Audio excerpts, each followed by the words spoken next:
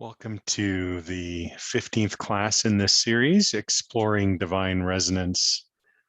I welcome everyone who is here in the Zoom room, as well as those who are participating through YouTube. Whether you're participating live or on replay, it's an honor to be sitting with you, as well as those that are tuning in through the podcast series.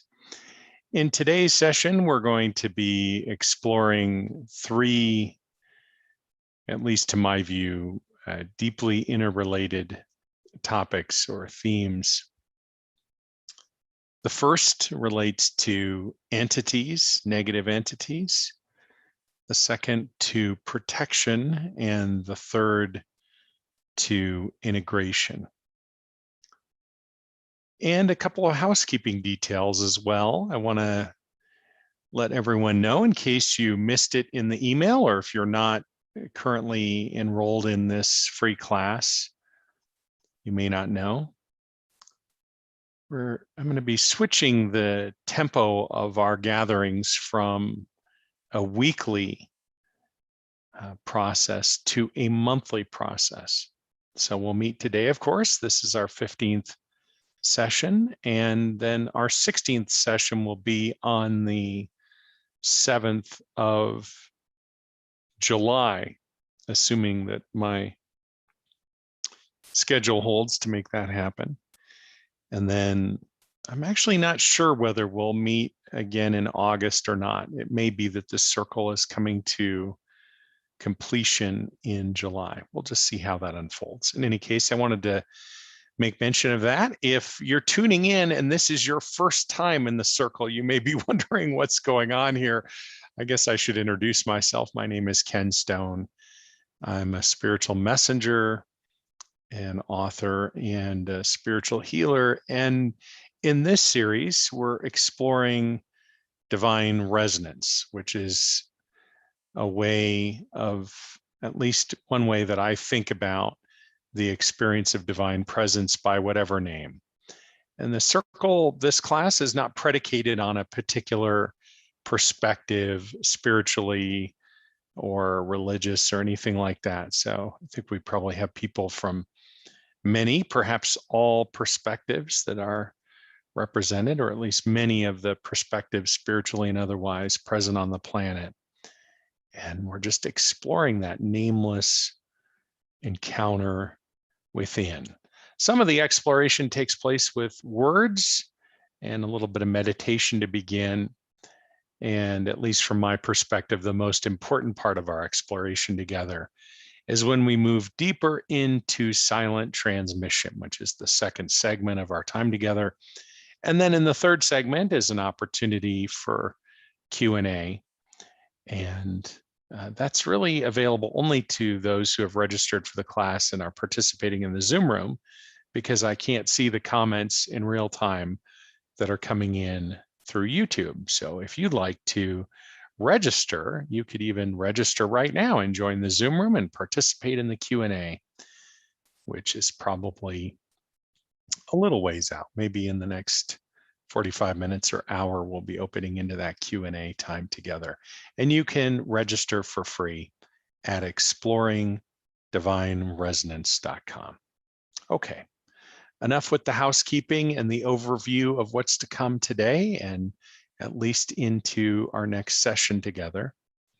It's an honor to sit with you. Before we do anything else, let's open this beautiful circle formally, shall we? Setting everything else aside, energetically, emotionally, physically, and otherwise.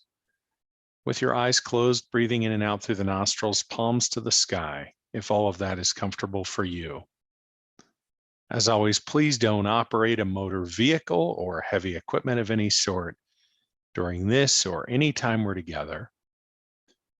If you've been in this circle, or we've done work together for the last number of years or even longer, you'll know one of the reasons is it's not safe to be driving a vehicle or doing something else, because you never know when you're going to drop out. Many people report they're falling asleep, doing very, very deep work, unable to stay consciously aware. And there's generally very little warning when that happens. So please don't operate a motor vehicle or heavy equipment of any sort. And there's a second reason. Give yourself the gift of your presence, that you may open up to the true depth of your presence, which of course is divine presence, or the presence of the nothingness, if you want to think of it that way.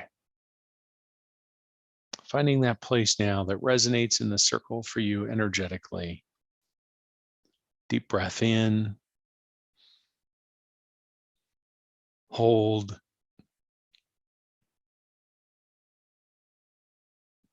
and as you begin releasing this breath now, letting go of everything that has come before in this day, all the way out to the count of 8.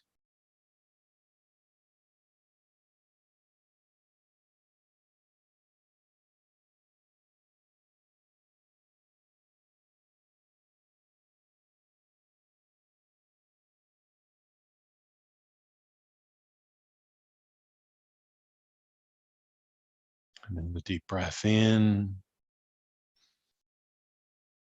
and hold.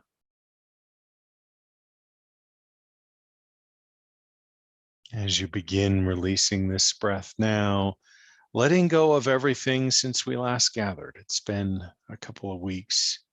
If this is your first time in this circle, back to the first of the year, all the way out to the count of 8.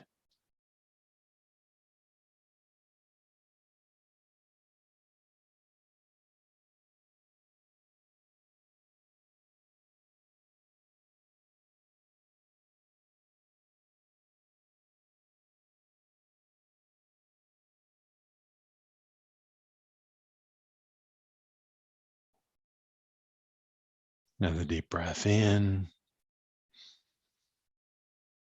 hold,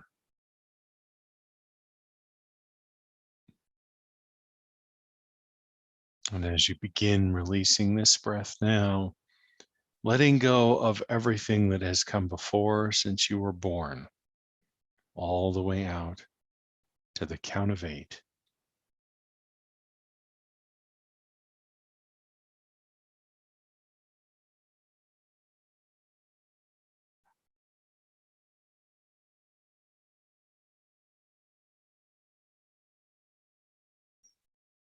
And another deep breath in, hold,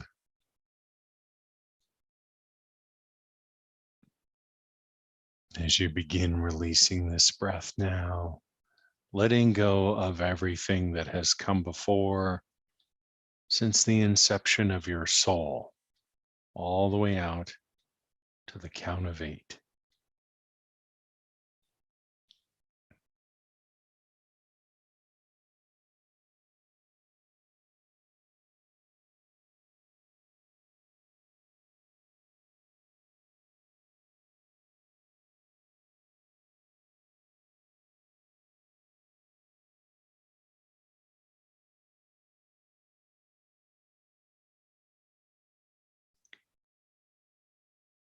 See the breath.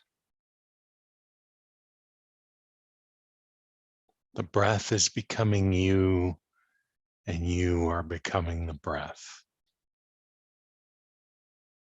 Be the breath.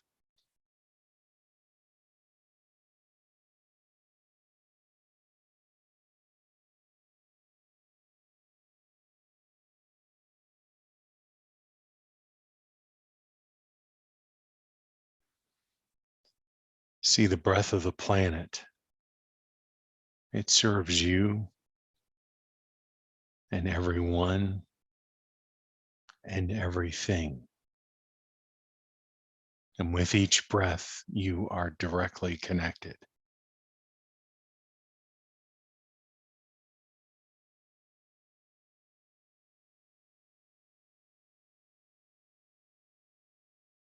See how the breath of the planet becomes the breath of the cosmos. With each breath, you are directly connected to everyone and everything throughout all of creation, including that energy that underwrites and expresses as everyone and everything, the divine, a light originating perhaps at a great distance initially. Notice though, as you continue breathing in and out, it draws closer and closer to you until eventually it is close enough to perceive those twin frequencies which together express as the light. The frequency of the divine, the frequency of perfect health, not just as we understand them as human beings in our context, but in every iteration, known and unknown. Eventually, the light draws close enough, it connects in at the nostrils, and then instantaneously throughout every level of your being, known and unknown. An invitation extended to each of the smallest aspects of you on every level. Come, return to your natural state of alignment and resonance. And with that, you may even feel the resonance spreading throughout your being as those artifacts of dissonance begin to fall away and gather at the universal drain. For whatever remains in separation, I invite you to remove the universal plug. I'll do the same. The divine is becoming you, and you are becoming the divine. If you'd like to participate in the deeper transmission of this circle, with your permission, let's begin.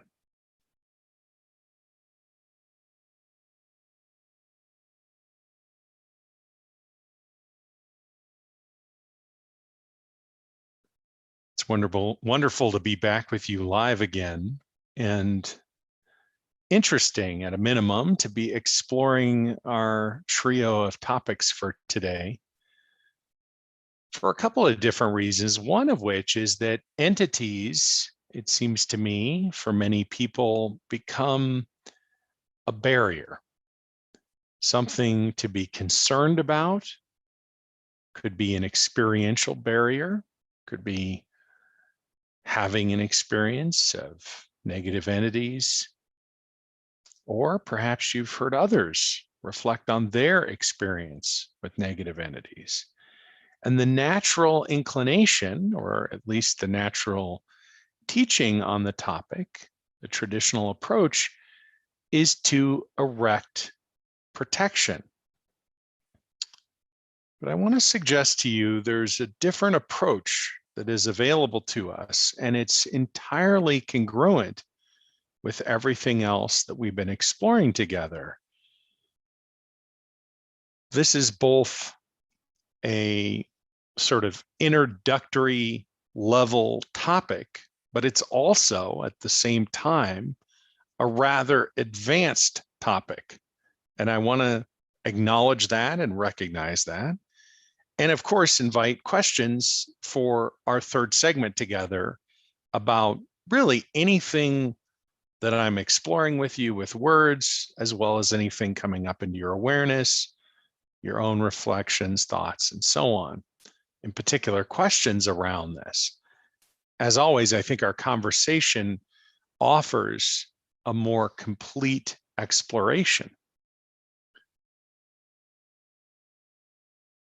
In thinking about or in reflecting about how I might communicate my perspective effectively and succinctly, I realized that probably the first thing that I can be talking about or reflecting on today relates to, surprise, surprise, the stages of consciousness.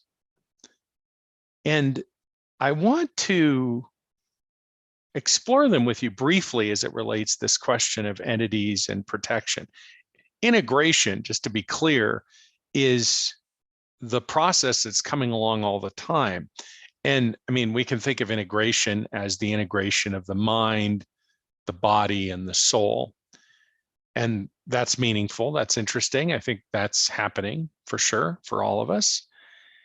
But there's also an integration that maybe is as interesting or as challenging, as important, maybe even more so in some ways. Certainly, the more integrated we are, I think that's true. And that's the integration of what I refer to as the separate self and the opening or the embodiment of the whole self. The separate self, of course, being really just an expression of the whole self, but held in separation. Okay, so integration is the thing that's going on as we're moving through the stages of consciousness. But here's the thing I really want to call out. I think in the past, when I've talked about the stages of consciousness, at least some of the time, the way that I have made reference to it, and I think this might be almost inherent in the idea that there are stages, and I've referred to them as part of a numeric sequence, stage 1, 2, 3, and 4, that somehow stage 1 is less than stage 2, which appears to be less than stage 3, which is, of course, less than stage 4. But really, what's happening in these stages of consciousness is that we're moving from an unintegrated experience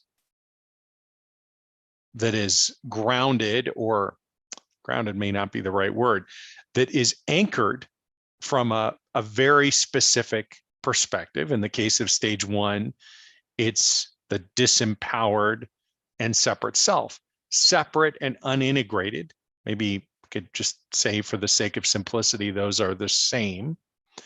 And in stage 2, it's the empowered and separate or in an unintegrated perspective that is anchored. In stage 3, it's the whole perspective, but also then still separate or unintegrated. And in stage 4, we have the integrated experience of wholeness, the integrated experience of empowerment, and the integrated experience of disempowerment. So this is why I've made reference many, many times to all prior stages are contained within the 4th stage of consciousness. Okay, so what does this have to do with entities? I think it has everything to do with entities, because entities, at least to my perceptual view, exist and are something to be addressed or dealt with from the perspective of stage 1 and from the perspective of stage 2. But I want to underscore this. When I say dealt with, I'm not saying because there's a problem or because there's a limitation. In other words, it's not a judgment. It's not because you're limited in stage 1. I could be talking to myself, holding a mirror up, Ken. It's not about that. It's a question of through which lens is one encountering and experiencing the interior and the exterior aspects of oneself, as well as the world, others, and so on. And it's important to be able to be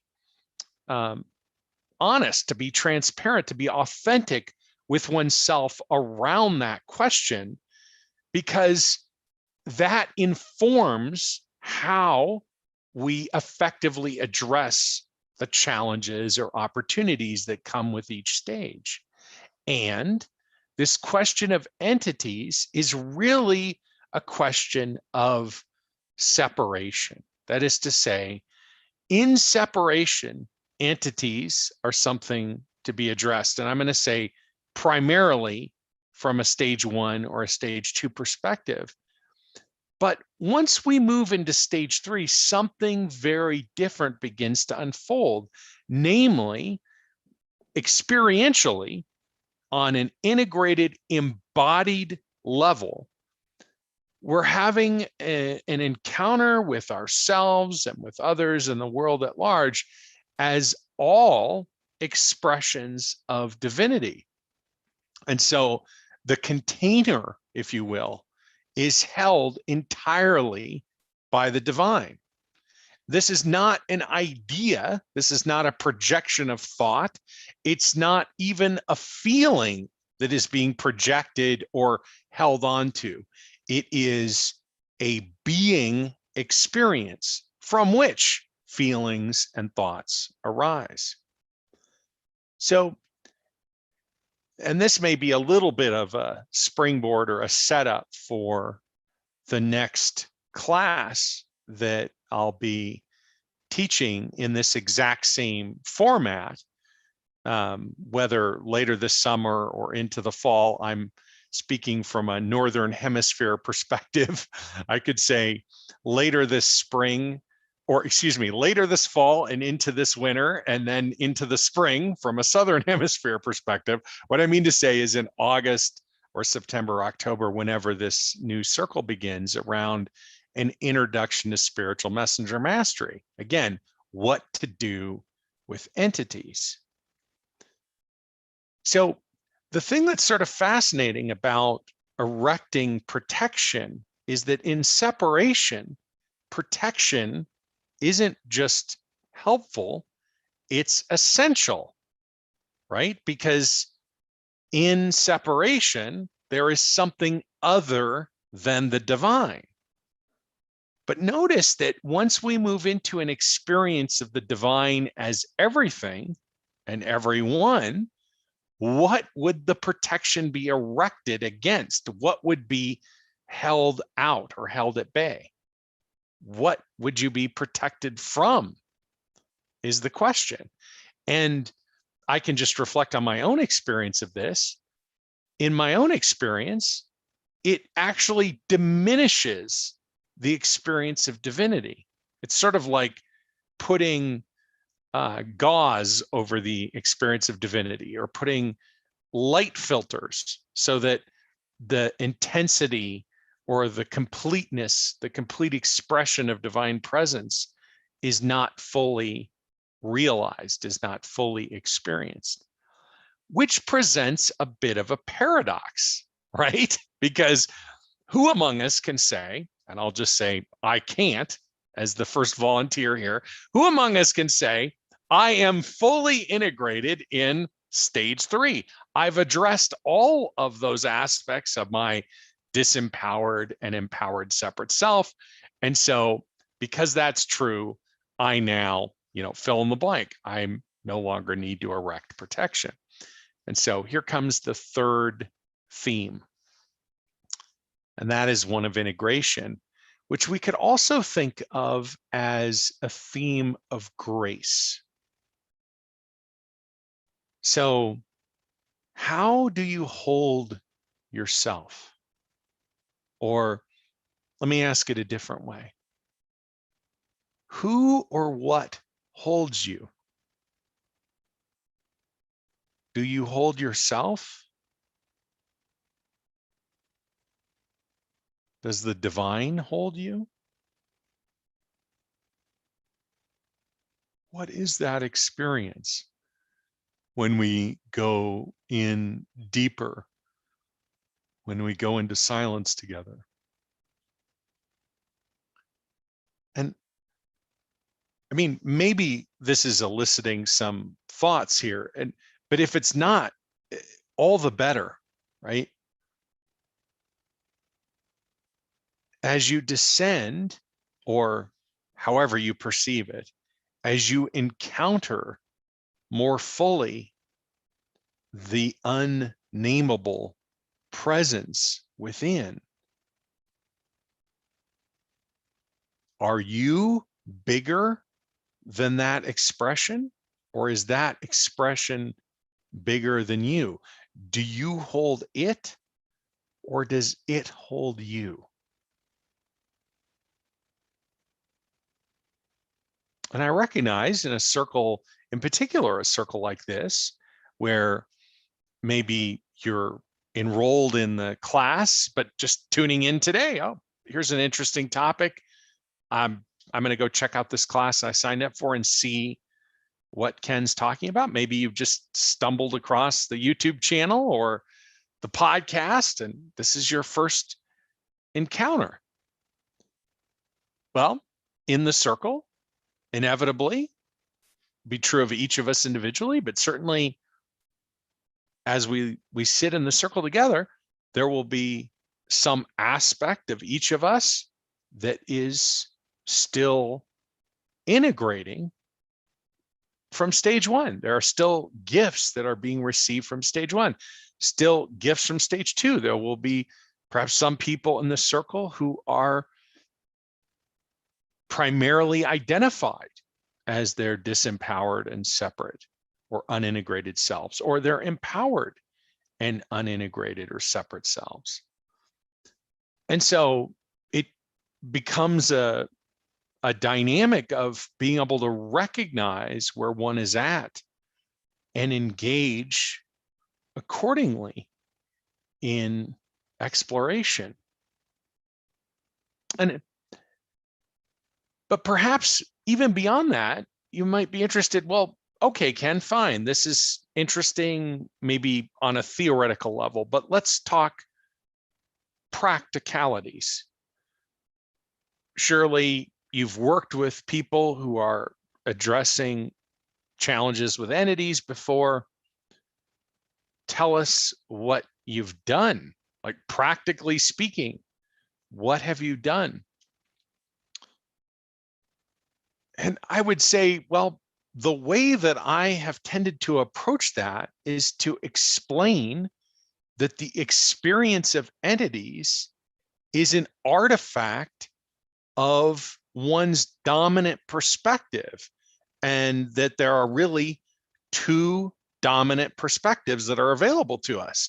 One that is dominated in separation, and one that is dominated in wholeness.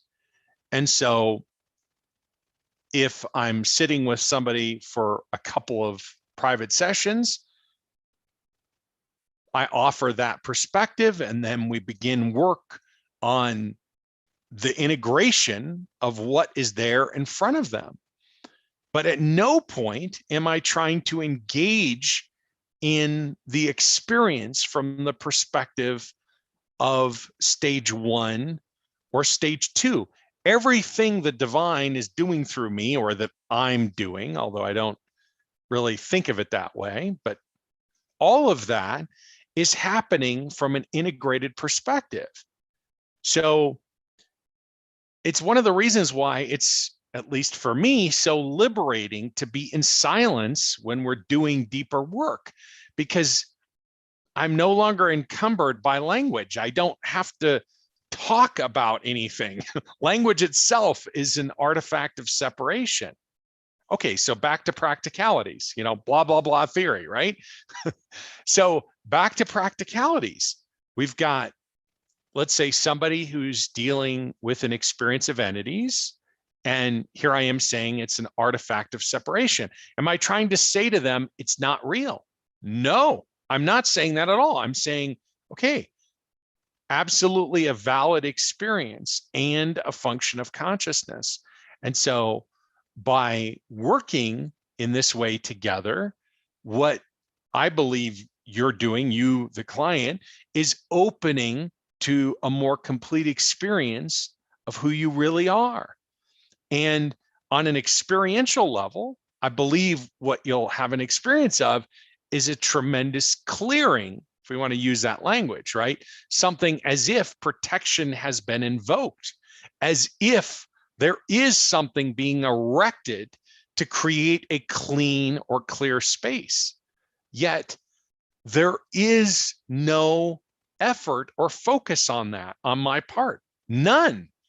For as we open into the integrated experience of who we are, the veil is lifted. The noise disappears. We drop below the noise.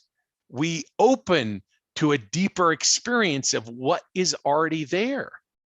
And actually, to a large degree, that process is confounded and complicated by words, by language, by instruction.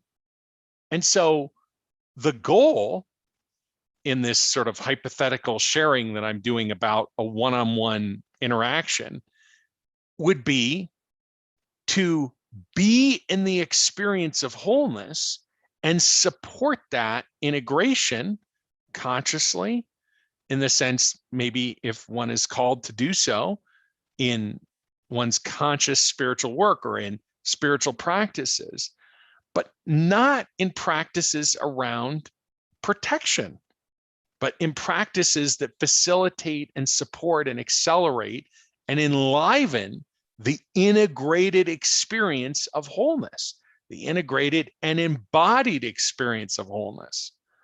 So, for example, someone might come to such a session or such a series of sessions with a lot of struggle around being interfered with by entities, and may have experience with other healers who have invoked, protection, or here's what you need to do to keep yourself safe, and so on and so forth, but maybe have limited success in the sense of sort of shifting their experiential dynamic from a dynamic of dissonance into a dynamic dominated in resonance. And whereas that approach has all been steeped in the language of protection, in the sort of validation of those experiences in consciousness in 1 and 2, my approach isn't to invalidate those experiences, but in the same way, not to address them per se. And so if somebody's working with me, let's say over the course of months or years, our work is about acknowledging what is showing up, what is being enlivened through the experience, but to be constantly, both in language, in spoken word, but also, and much more importantly, experientially, to be approaching that dynamic from the place of wholeness, not from the place of separation. And so as one integrates questions of entities, the need for protection, and actually all of the other artifacts of separation, which from my perspective are extensive. I mean, we could just put them all under the header of dissonance, emotionally, energetically, physically, et cetera, et cetera, et cetera. Those experiences tend to begin to sort of evaporate or disappear, but not because we're sort of zapping them or doing something about them, but because over time, what is opening up is an experiential dynamic of the integrated, embodied truth of who you are, of your whole self, which is a very, very different approach than trying to understand the cosmology and the taxonomy of separation, or the cosmology and taxonomy of entities and so on. And what do we do to address them or deal with them? Okay, I just want to pause for a moment and see if there's, I guess the thing I'm feeling called to just give voice to briefly here before we bring this part of our time together to a close and open into silent transmission and that deeper, ineffable space within all of us, is to emphasize the dynamic here is not a mindset focused dynamic. I actually got my drawing pad out. I was ready to do sketches. I don't think it's necessary at this point. This would be the only time at which I would sketch. But if you think back to the sketches I've done in the past, where I'm drawing a picture of the ocean, we've got the waves, and up above there, we've got a dominant thinking perspective, right? I tend to identify that as a stage 1 dynamic. And then below the waves is this stage 2 dynamic. And now we've got a thinking and feeling dynamic, very much a stage 2 perspective. And then below that, into the depth, into the darkness of the ocean, the silent interior. No longer are we in a dynamic where the illusion of divinity is somehow above, the sun shining on the surface of the ocean, or as a source of trying to influence or impact. It's opening to the peace, the resonance of divine presence that is inside, in the interior. This is coming from a being dynamic. And here's the fascinating thing. Despite, I don't know how many trillions of words and hours of instruction that would indicate otherwise, not from me, from others, that you can think your way from the top of the ocean into the second tier and continue thinking your way into the third tier. You may be able to think your way into the second, no doubt. Thinking is a big part of moving from stage 1 to 2. There's a feeling dynamic. Moving into the heart is a big part of that. But you cannot think your way into stage 3. There's simply no way to engage in thought that opens the experience of the ineffable. Thoughts are, this is where the whole thoughts are creating reality thing is a glass ceiling. You're limited if your experience is coming from your thoughts. It's a profound point of freedom and empowerment relative to the disempowerment of stage 1. So I'm speaking really clearly here to those in the circle who are understanding that and experiencing it personally, the glass ceiling, or have shattered the glass ceiling and moved through, right? In that move is an opening. That's a move of surrender. That is to say, letting go of control, releasing thought and feeling as the dominant perspective. No longer are we in a projection dynamic or a resistance dynamic. We're in opening up into the being experience of something that is both much greater than any of us individually, yet fully embodied and expressed and integrated within each of us.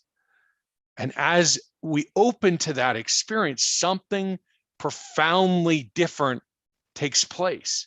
It's as if all of the prior rules no longer apply, including the idea that we have to protect our way in here.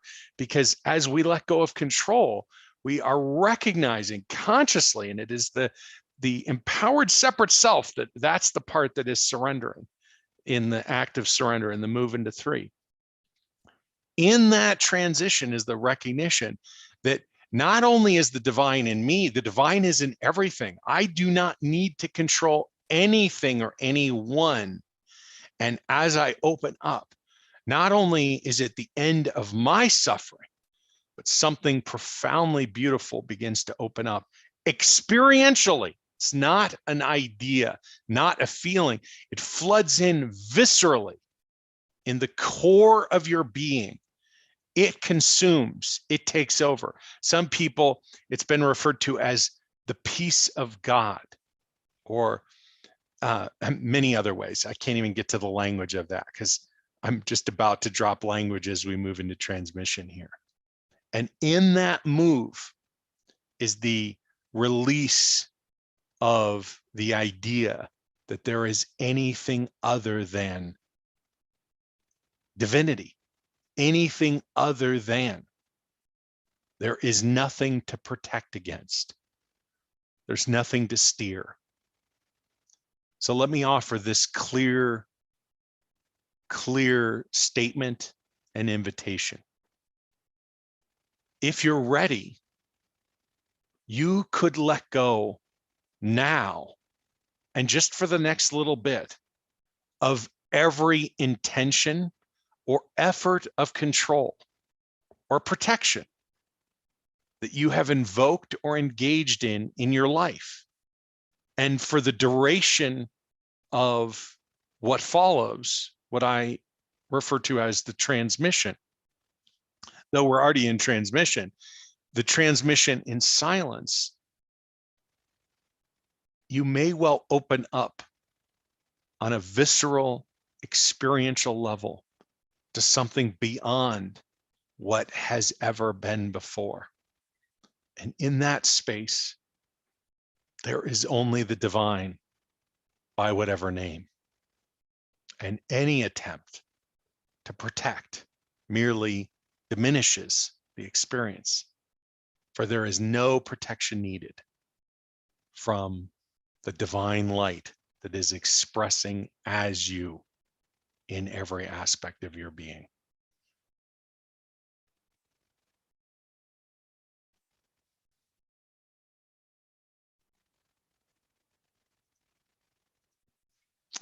Opening into our second segment now. Dropping language. I'm affirming the plug has been pulled. We have begun. I invite you to take a deep breath in and hold. And as you release this breath, let go. The thoughts, the worries, the hopes, the fears, the dreams, all of it. All the things you think you know that are wonderful about yourself or the world at large, let go even of that. Let go of the feelings that are anchored, even of the most resonant, extraordinary things that you think you understand, the experiences you've had. Let them go as well, for there is no stepping in the same river twice.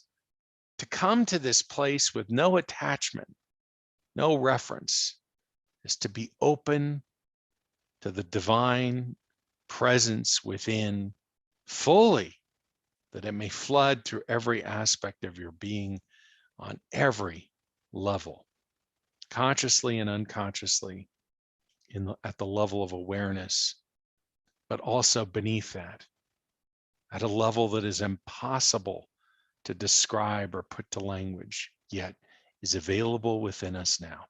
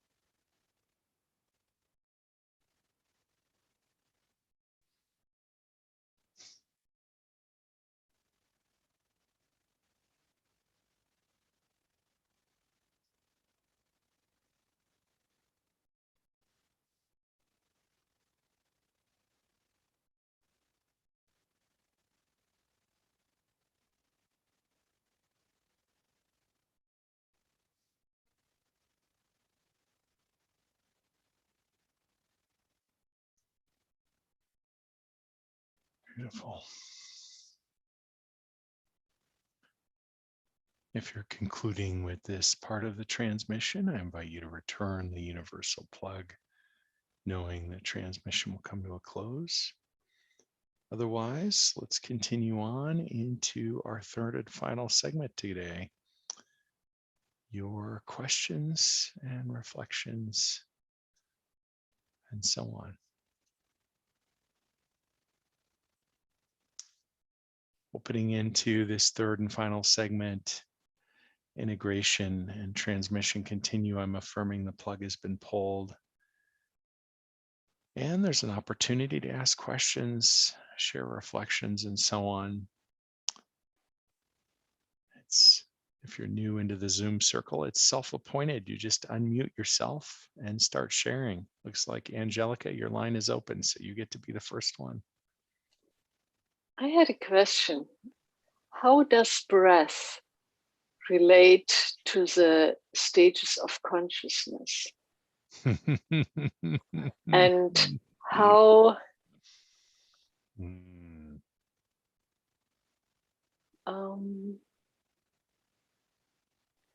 how do you use your breath to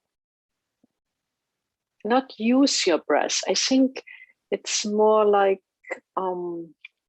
being breathed in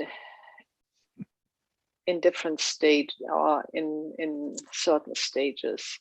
How do you relate to that?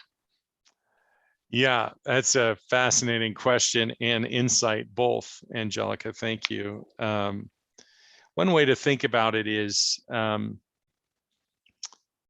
in stage one, the breath is is an accelerant. It's like gas on a fire, right? So when we're in a thinking dynamic, breathing can be quick, and generally we're not conscious of it. So you can think of it as you're breathing in your head. It's a shallow breath that is dominated here. In 2, the breath comes into the chest. You can think of the classic move here in terms of, and most of spirituality, it seems to me, at least this part that I'm aware of or that people reflect on in circles that I facilitate, is heart-centered, right? So there's this move to a heart-centered dynamic.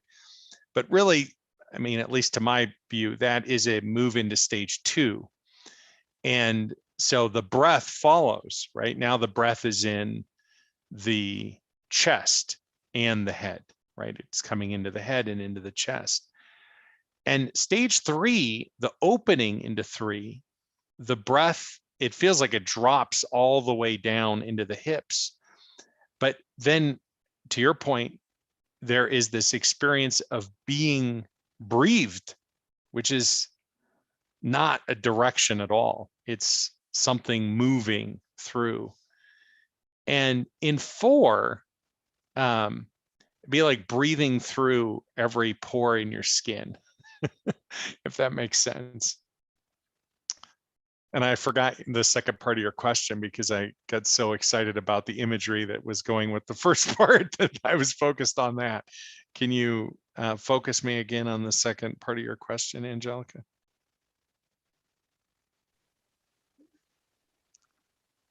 How do you use the breath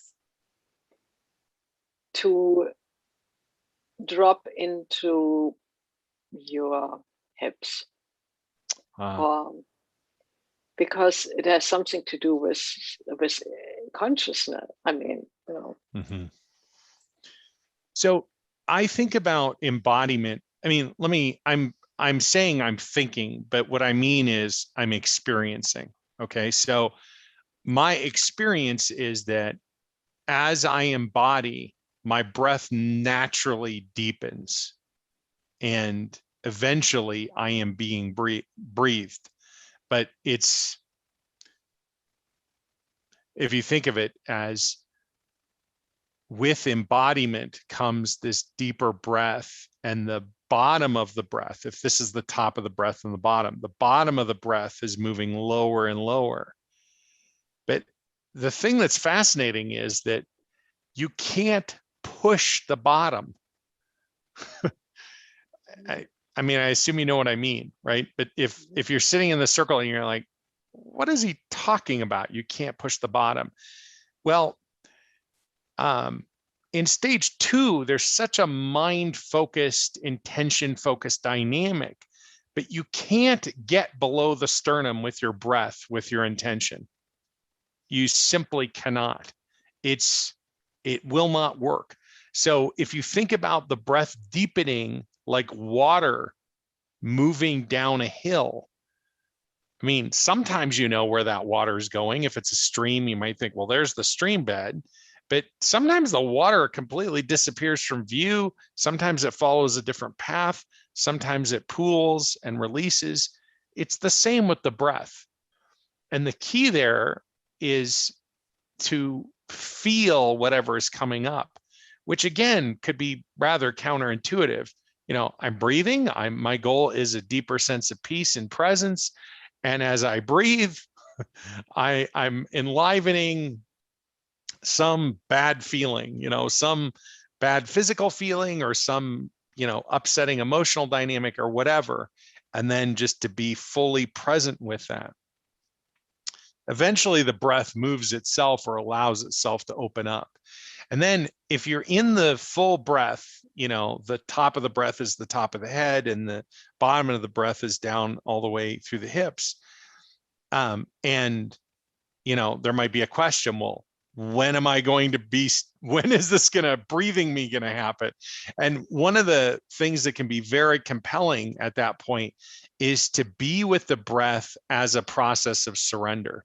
So think about the first act when you were born was to draw in breath. You received, you drew in, you opened to the expressing experience of divine presence. And one of the last acts when you drop the body is the release of breath. And so, but those two gifts are present with each and every breath. And once the breath is elongated through its own process, through embodiment, let's say, but it leads you there. You don't have to push it. You can't push it. It won't work. It will just become a source of resistance. But once it elongates down, if you're not being breathed, if that experience isn't unfolding, then you can, and you'll know it. It's not something to go looking for. It just begins happening. In the interim, and this could be even a practice of ecstatic surrender. It doesn't even have to be, oh, I'm releasing some, you know, heaviness or challenge. It could just be, as I release, I empty the slate. I empty everything from my awareness. I release everything that I am connected or attached or conscious of fully, as if it were my last breath. It is my last breath. I am letting go. And then as the in-breath comes, I am receiving the divine. And at some point, that likely will become circular. So it's no longer this bobber moving up and down. It's like this. And eventually that will open into being breathed.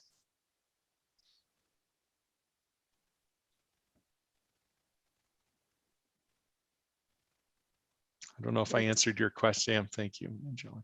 Yeah, very good, very nice. I had, so, no, I leave that for another time. Thank you. Yeah, thank you.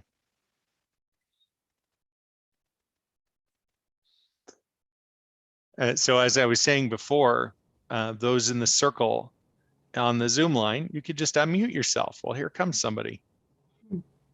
Hello, Ken. So nice to see you. I've seen so many of your emails. It's a real treat to see you kind of more face to face a little bit. But I guess I was really struck by today's topic, and that's why I tuned in. And I guess for me, often when I hear other people talk about being attacked by entities, has always had this very low feeling to me, kind of grimy, and I guess I never could quite understand what was going on. And I guess I just liked how you explained it. It is kind of a separation. It's like they're being attacked, they're being victimized, they're being. I I just could feel their pain, but it all seemed like this sort of an unfortunate drama they were caught up in. I don't know. I just couldn't explain. But I've always felt like it didn't apply to me in this odd way that I can't explain. I'm not at all stable in 3 and 4 or anything, but I could feel how much it was kind of their whole arena they were living in, of feeling like this almost a paranoia. And it was making it worse. I can't even explain it, but just the words that you used to describe your talk today were very helpful for having me to kind of sort out this whole, just this feeling I have about when I hear people talk about that, the place it takes me to that I don't like. It seems kind of unnecessary. It almost dirty. I can't explain it. These people are suffering and good. I mean, it's nothing wrong with it, but I never could figure out what was going on. And now I can put a name to it. Oh, it's separation consciousness. So it's very helpful. I just thought it was very good. Yeah. Beautiful. One of the things, Patricia, that I want to share with you is that I don't know that an experience of entities is necessarily a universal dynamic, but I would say that experiences of separation, no doubt, are universal. And oftentimes, I think it can be tempting, and I'm sure I've referred to it in this way as well, that the unintegrated or the separate is somehow less than or bad, and integrated or whole is good. And I would really, I want to encourage this idea that both of these are entirely neutral. It's like saying the divine unrealized and the divine realized. The divine unrealized is an experience of separation, and the divine realized is an experience of integration. So if something's unintegrated, it's just unrealized. And if it's integrated, it's been realized to whatever degree it's been integrated, right, or embodied. But there's no charge there. It's just potential or realized. So, and that includes experiences of entities. Yeah, it's a real experience. Yeah. It's a real experience. And the real experience of entities, just like every other experience of divine potential, ultimately leads us to the experience of wholeness. They all do. To my view, that is why separation is such a profound gift. It is a divine gift, because only in separation do we uncover our wholeness. And if we look at this movement in consciousness as a developmental journey, but it's not developmental, at least I haven't been able to think of an analogous developmental journey wherein there isn't some, less mature or more mature, right? Like learning how to walk is a developmental journey. But when we learn how to walk, we don't in our 50s or 60s or 70s or 80s, all of a sudden just start crawling again. If we did, we would say, what's wrong? There's something massively wrong, which is, I think, why when experiences of stage one come up to be integrated, the natural response is, oh my gosh, something is wrong. And what I'm trying to suggest is, if that's the response, understandable. But what if we substitute in another perspective, which is, here is divine potential coming to be integrated, which is why crawling and walking to me is not a good analogous developmental experience, because we associate crawling with very immature young children and walking and running with more mature people. But spiritually, I don't think stage one is an immature experience. It just is an experience of unintegrated and disempowered and separate. And so in the same way, if I say to somebody, in this experience of stage one, you're having this experience of good and evil, but this is just an illusion. It's a way of denying, right? It's a way of removing the validity of the experience. But if I say, oh yes, all there is good and evil, then I'm breathing life into the identification and separation. So the point is, it's a delicate linguistic thing, in the same way that these dynamics with entities. I mean, I've worked with people before who were literally being bit and the entities were defecating in their home. I mean, you're not going to tell somebody there that's not real, right? So, but in the same way, as we integrate, no matter how profound the suffering is that arises in separation, the peace, the love, the resonance of wholeness is there for us all, even in whatever the experience is in separation. I just wanted to add that to what you were saying, and in an attempt to support the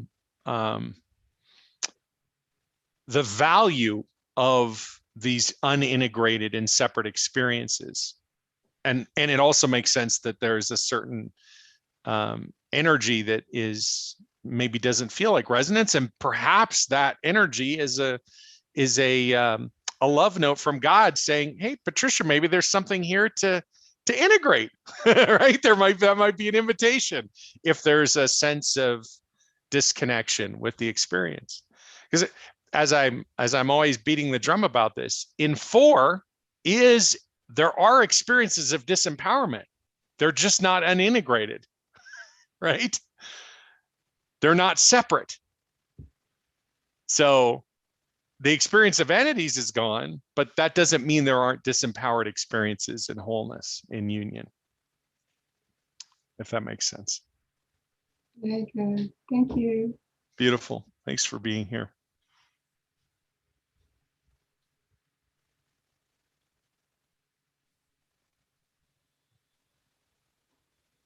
Hi, Ken. I think I hear Susan's voice. Hi, Susan. You do. Welcome back. Glad to be back.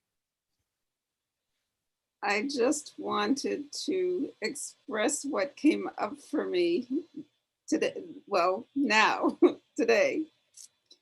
In part 1, my mind went elsewhere, as it's known to do, but it was, what's the word? There was like an abrupt, all of a sudden I was pulled back into awareness. You were talking about entities and what you do with them, or your experience of them, or I'm not exactly sure what, but I felt lot of dissonance. So while you were talking, there was for me, the feeling was a lot of dissonance. And until the very end, where it kind of went a little bit neutral maybe. But then for the second part, I'm usually back, wherever. And today I noticed I just couldn't settle. I was extremely restless. And well, it's okay. How interesting.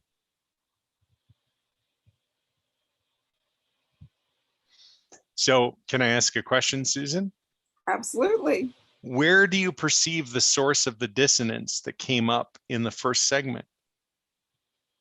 I'm not sure what you're asking.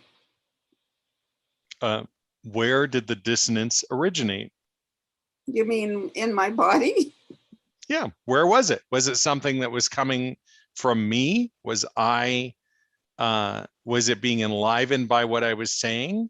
Was it outside of you? Was it inside of you? Was it how did you perceive it?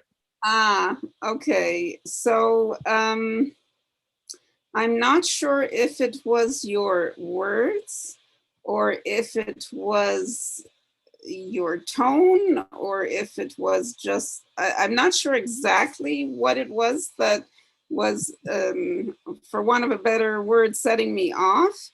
Normally when you talk or when we're in silent transmission, I will feel this strong energy in my hands, you know, that sort of thing. Or there might be waves of energy in my body, but they're, what's the word I want? Well, comfortable is too strong a word, but they feel fine, you know, like there's no judge. Well, not that I was judging this, but the feeling is like it's okay. And today, the hands, it wasn't that nice, comfortable ball of energy. It was more like the hands felt numb, like there was something there, but it was like a numb feeling, not a open flowing feeling. If and the energy in my body was feeling like jagged, I guess is the word I want. So I wasn't trying to analyze it. So you're asking me to sort of analyze something that I was sort of just allowing to be. But your word, it's like the thought or feeling that comes to mind is your words were hitting me. You know, again, it wasn't necessarily the words, but there was a feeling of being hit by these words. Yeah. What I mean. Sure. Interesting. Well, it'd be interesting. I love the idea of just letting yourself be with it. And did it resolve on its own, or did it stay unresolved through the duration of the transmission? Well, in a sense, we're still in transmission, right? So it's not in a sense, we are. Okay, well, there you go. We're still in transmission, and Yeah. it's resolved. Perhaps what was needed was for me to express it. I don't know, but I'm feeling very, very, what's the word? Laid back, calm. You know, I'm not feeling, you know, I don't know what the word I want. I'm not feeling irritated in the sense of I'm not feeling that energy. So it's obviously worked itself out through what have you. I just, well, maybe I needed to give voice to it. I don't know. Beautiful. Thank you, Susan.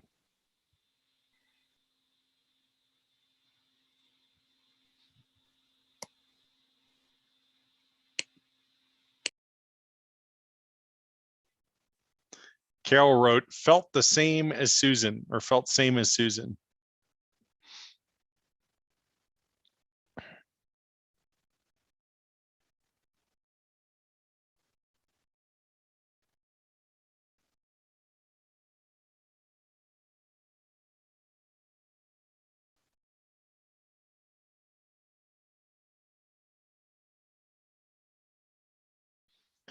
If you have a question or a reflection, something to share, just unmute yourself and start speaking. I have something to say. Okay, great. Please, let's hear. I'm just I on was my. delighted to see I'm you just on the on. line, by the way. Oh, I hang on, looked up hang and I on. thought, oh my goodness, this is so exciting. I have something to say. I don't know if you can hear me properly because I'm not on a proper microphone. I'm just on my computer, which often sounds very tinny, which I do not like. But anyway, here we are. You sound great, Melanie. Oh, that's good. That's so important. I have this feeling. It's like, is this PG? Am I allowed to do little swear words? You know, it is PG in the sense that we're broadcasting on YouTube as well. So maybe you could think of some swear word substitutes. But what I will say is that swear words have made their way into this conversation, I think, over the last 15 weeks occasionally. But we just try to keep it PG. Thanks for asking, Melanie. No worries. The first thing that came to me is like, people are pussyfooting around. Is that a swear word? I don't think so. Okay, good. The fact that they want to say you've peed them off. Do you remember when we were at Gramercy Mansion and we were in between someone doing their thing? Yeah. And this conversation started about some organization that puts rods in. I don't know who they are, so we don't need to name them. Yeah. And there was this big kind of, oh yeah, they're evil and they're bad and they do these things and you have to remove them and rah, rah, rah. I remember that conversation well. And you turned around to me and you said, Melanie, what do you think? I was like, and in my mind, the whole time the conversation was going on, I was like, please don't ask me, please don't ask me, please don't ask me. And I just turned around and I said, well, I think if you think everything is divine, then everything's divine. You can't just put some things outside the basket, you know, something along those lines. And I think it kind of comes back to that kind of conversation where we like to be in oneness or in, you know, in acceptance and surrender, except in places where we've decided some things don't belong. And when we confront them, or when someone brings them up, or someone doesn't agree with us that they don't belong, there's this, I don't know, I guess you'd call it like a space for integration, an invitation for that to occur for people. But, you know, we need some time to organize it all so that we can figure out what we want to do with it. But it feels really relevant because I had this dream the other night.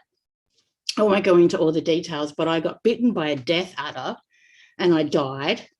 And Louise was in the car with me and she was too far away to get help. And so I died, and she just brought people back to get my body so we could, you know, bury me, I guess, which I hope doesn't happen. If I die, just plant me under a tree or something or whatever. Use me for science and then plant me under a tree. And they came back and I'd been resurrected by the jungle. And the people who were closest to me were not happy about who I had become when I was resurrected. I was completely satisfied. There was no anxiety. There was no questioning of where I belonged or what I was allowed to do or say. And it wasn't hostile. It was just completely like a personal acceptance. But my father was hugging me saying, I don't recognize your energy. And I was like, oh, that's good. Like,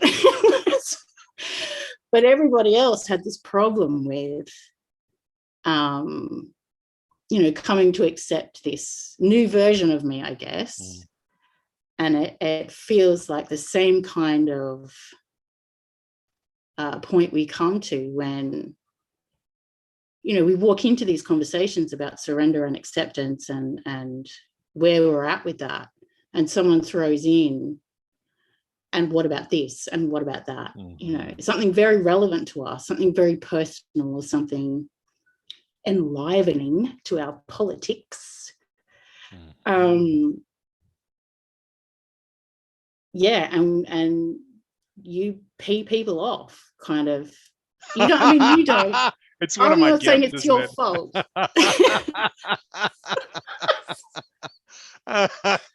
But I just wanted to say it's okay just to kind of say that as well, like not to swear on YouTube, but it's okay to kind of say to someone, you peed me off, because then you get to have this exchange with someone like you. You get to go, okay, was it really you that did this to me? How does the cause and effect thing work?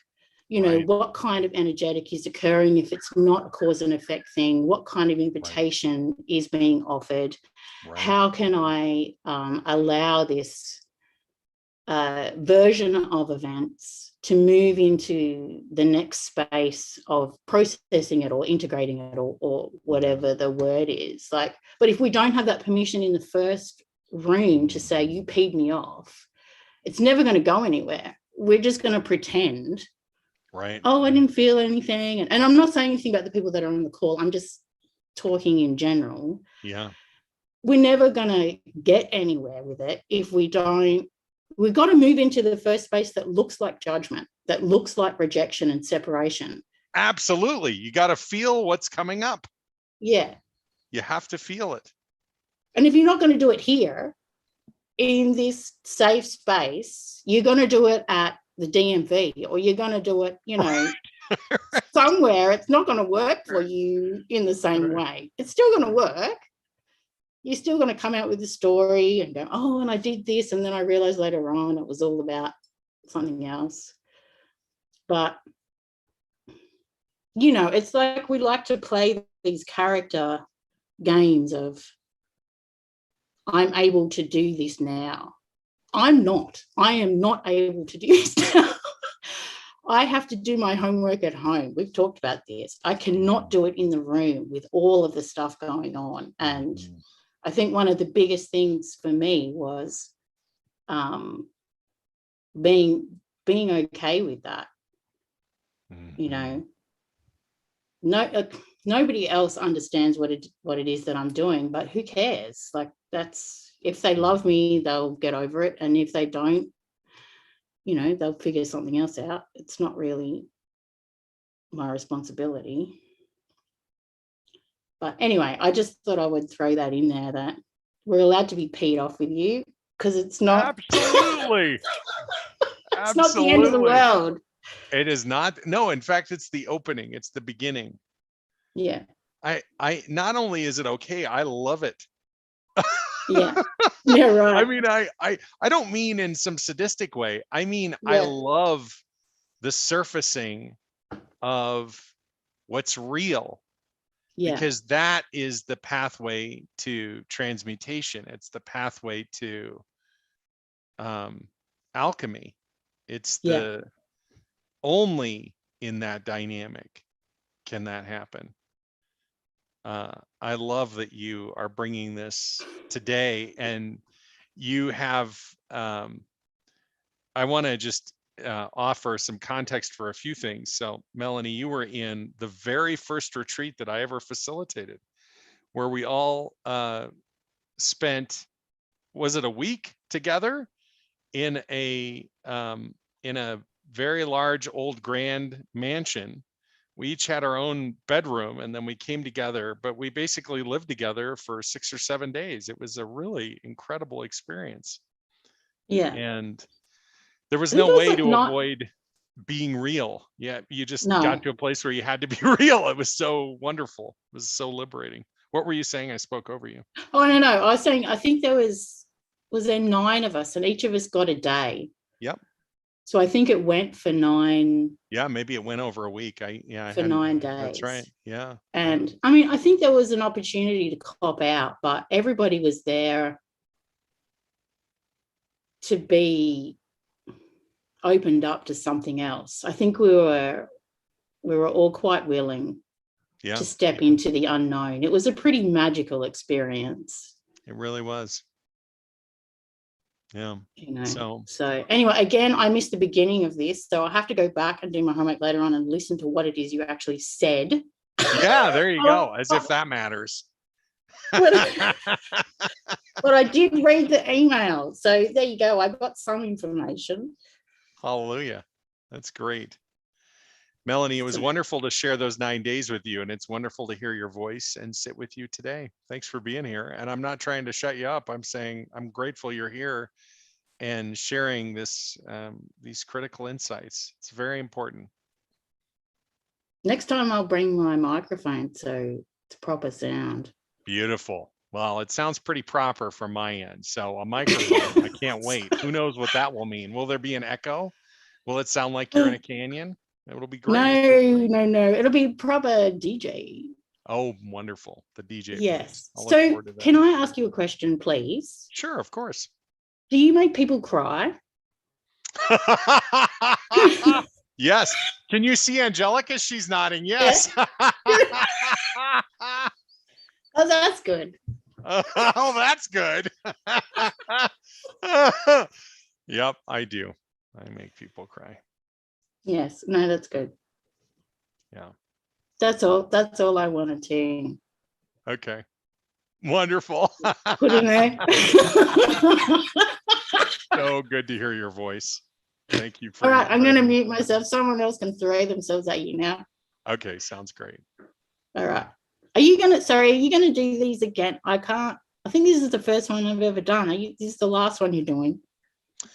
No, I've been doing them weekly, and then this is the last. Well, this one isn't even weekly. We took 2 weeks off. So I'm just changing the frequency of this class, and then I'm going to do another Wednesday, or for you Thursday, series that'll be Introduction to Spiritual Messenger Mastery when this circle is done. So instead of Okay. gathering again next week, we will gather on the 7th of, well, for you, it'll be the 8th of July. Yeah. But, Okay. the US Wednesday, good. Australia Thursday.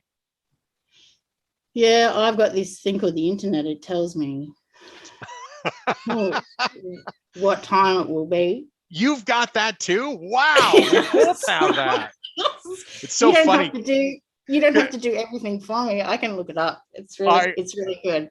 It's so good. I don't have to translate. It's so funny that you're saying that, because at the beginning I was like, I wonder why I'm having this Northern Hemisphere centric perspective on when the next class is. It didn't occur to me that you were in the circle at that point, or maybe it did and I wasn't aware consciously. Anyway, I'm so glad you can translate the times. That's wonderful to hear, Melanie. There are other things I have problems with, but not that. Excellent. I have voices for that, so that's so good. Beautiful. All right, carry on. Have a wonderful day, and I love you very much. I love you too, Melanie. I just am hastening to interject. You don't make anybody do anything.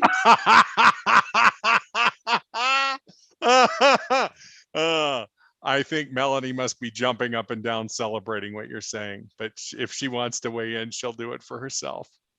I quite agree.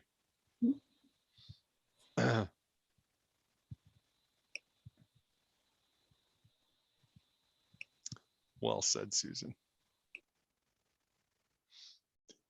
Carol is asking on the chat, hi Ken, how can you be or stay in resonance wholeness when you can't breathe with allergies for weeks at a time? Is this victim consciousness? And I think it's a smiley face.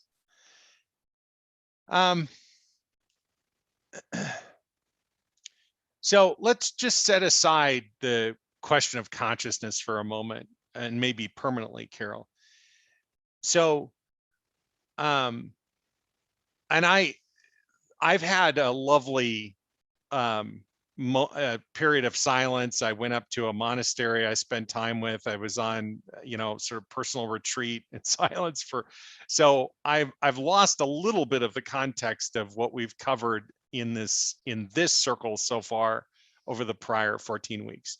So if I'm sharing something with you that you don't know about, or that I haven't talked about, say something. You can unmute yourself, or if you prefer to be chatting here, that's fine. I'll look up and see what you've said. So and the reason I want to do this is because in the practice of wholeness, there are 6 practices of spiritual mastery that I teach, and I call them the practices of spiritual mastery. And they're spiritual practices, and I guess the most I could say about them, or the best way I could describe them, is that they have been sort of given to me. I've received them by download or divine instruction, or whatever you want to say. I mean, I'm not trying to make a big deal out of them. I'm simply saying that's how I've received them. I'm not reformulating something I've learned from someone else, or repurposing another spiritual practice. And in fact, if you've ever experienced these practices, they might stand in contrast to other spiritual practices, because maybe they do. They're just the way that sort of God works through me. So there's one practice in particular, which is a visceral practice of wholeness. And I call it beneath the sand. And the reason for that, just very briefly, is that in the beneath the sand download, which I got, some years ago, I think it was in maybe September 2010. In that download, what I saw was the illusion of separation as grains of sand, and the divine below shining up through portals that have, interchangeable nameplates. In this lifetime, mine says Ken and yours says Carol. And but presumably in a prior lifetime, if that's not a record scratch, I was not called Ken. I don't know whether you were called Carol, but I'm pretty sure this is the first time I've been called Ken. So as that light comes up, it encounters the sand, cast shadows up into the body, and so on. And I mean, I think I've explained this at some level in a prior session, but I couldn't tell you which one now. But obviously, since you're asking the question in the Zoom room, you have access to my online learning platform, and all of those prior classes are there. But the description of the practice is different from the practice itself, right? So in that description is a delineation between experiences in separation above the sand and an experience of wholeness beneath the sand. And so the practice is actually going beneath the sand. And what happens for people who go beneath the sand is a visceral, felt in the body experience of wholeness. And so, over the years, I've been blessed to work with people of all sorts of different backgrounds, beliefs, and challenges going on in their lives. People who are terminally ill with cancer and all sorts of different things. And I believe this is true. I'm not trying to make some ridiculous claim when I say this, though. So whatever grains of sand or qualifiers you want to put in with this is fine with me.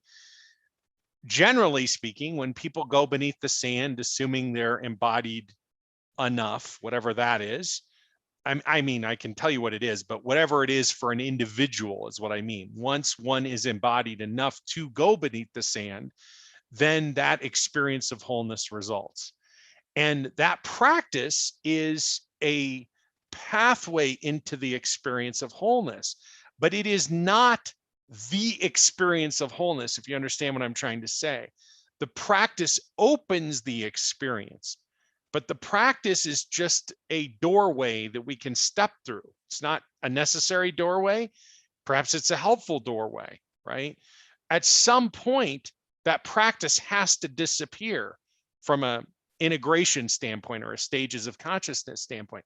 I would contend all spiritual practices melt away in the transition into 4, for example.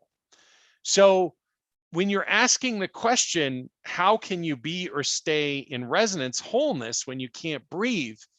The question becomes, I wouldn't even worry about a question of consciousness, because the question of consciousness could become kind of the mind. Let's see, I've asked Melanie to be PG, so I'm going to be PG. A mind mess.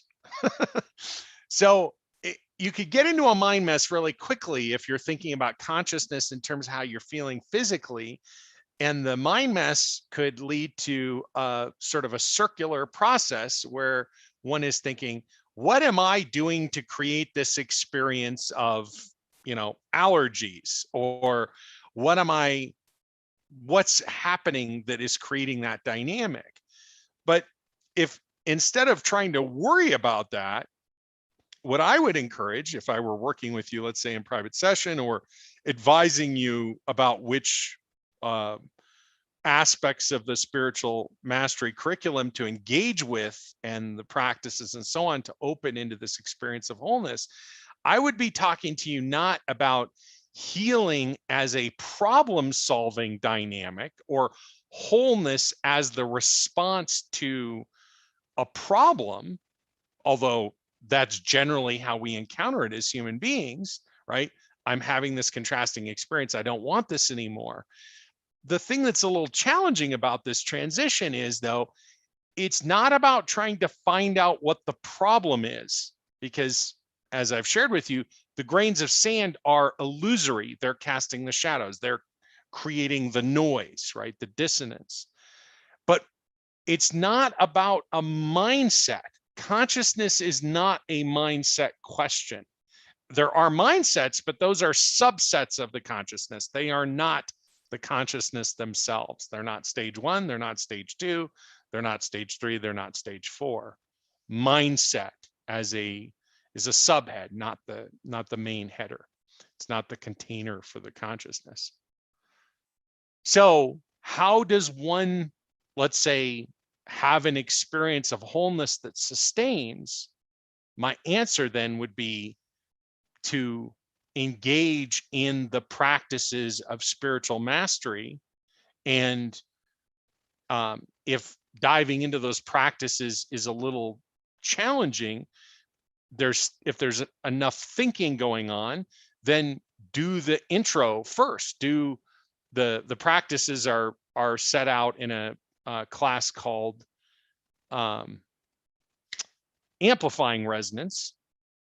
And the intro is in a class called Igniting Resonance. So start with Igniting Resonance, which is the class that follows this one, right, in the sequence. Start there, which is more idea experience. There are 9 topics in that class. And then once those ideas sort of settle into the experience a little bit, open to the practices and begin engaging in those practices. And if you do them in sequence, they are soul embodiment, calling power home, piercing separation, the practice of wholeness, beneath the sand, practice of surrender, of letting go, and then integration. There's the 6th and final practice, and they are circular. One leads to the next, So as we integrate, as we surrender, and there's a deeper level of integration that opens up, which in turn opens up a deeper level of embodiment, of soul embodiment. And through that process, those 6 practices together will support your integration, along with sort of all the aspects of each practice. And in that process, you will come to the experience of your wholeness. And at no point is it going to be about mindset. I mean, there might be discussion of mindset, there might be exploration of mindset, but again, it's not the leading edge. It's not the bleeding edge of any particular consciousness. So back to your question, is an experience of allergies at the same time that you're experiencing wholeness, or one is experiencing wholeness, is an experience of being disempowered? Then the question is, how are you perceiving it? It's not the sort of fact of it. It's how does one perceive it? I imagine there are people who have allergies, and the narrative, the inner narrative, the consciousness around it is something like, this is yet another example of how I am living a disempowered and separate dynamic. Of course, nobody actually thinks that way, and certainly nobody ever says that out loud except me, except yours truly. But still, the narrative effectively is that, right? And that is sort of reinforcing that lens. But would I say it's stage 1 that's causing the allergies? I wouldn't get into that. I would just say the illusion of separation is the source of all of our pain and suffering. And beyond that, the causality question is only interesting in separation. The risk here, Carol, is you ask a simple question and you get a complicated answer for me, because I'm wanting to offer the complete picture. I hope I've done that for you. Thank you for being part of the circle and for your question. What else is coming up? From anyone else in the circle who wants to unmute and ask or reflect, or in the chat before we wrap up for today?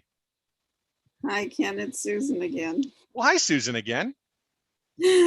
Well, I also have allergies. So okay, what you're talking about has brought up a sort of a question.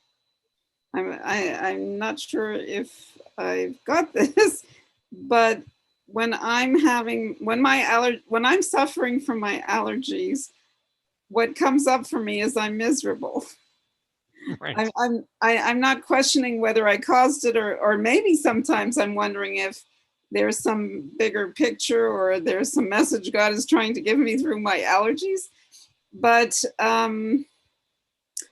so I guess my question is, from what you're saying, what, how should I look at when I'm in the throes of an allergy?